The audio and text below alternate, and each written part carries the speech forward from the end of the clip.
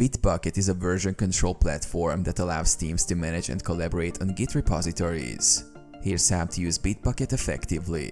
Create an account and repository. Sign up for a Bitbucket account at bitbucket.org. Once logged in, click on Repositories, Create Repository. Enter a repository name, select the repository type, choose Privacy Settings, and click Create Repository. Clone the repository. Copy the repository URL from the Bitbucket page. Use Git to clone the repository to your local machine. Add and commit changes. Navigate to the cloned repository on your local machine. Add your files and make changes. Stage and commit your changes.